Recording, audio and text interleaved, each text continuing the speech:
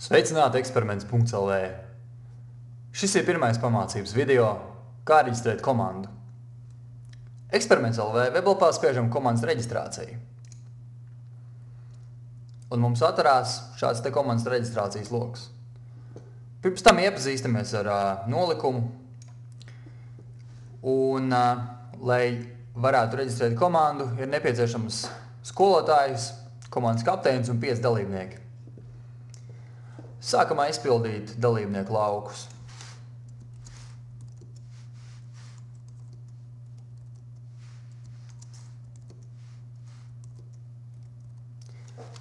Gan skolotājiem, gan arī komandas kapteinim ir jānorāda e-pasts un telefons.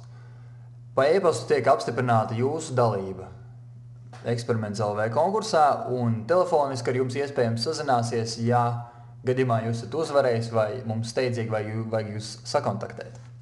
Pievienojam skolotāju un komandas kapteiņa foto.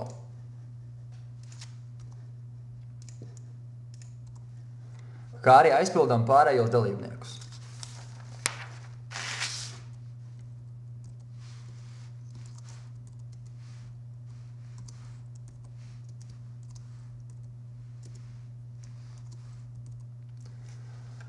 Norādām komandas nosaukumu.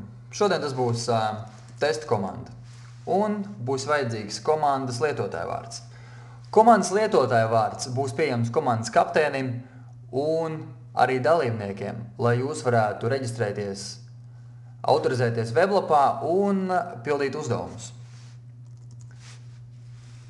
Šodien mans lietotāja vārds būs test123 un izvēlamies paroli. Kā arī norādām komandas logo vai kopbildi. Šī bilde būs redzama atvērtajā profilā. To redzēs visi, kas vēlās. Es esmu no Rīgas, tātad izvēlos Rīgas reģionu un atrodu savu skolu. Es mācos Ādažu vidusskolā. Atzīmēju, ka es iepazinies ar nolikumu un spiežam reģistrēties.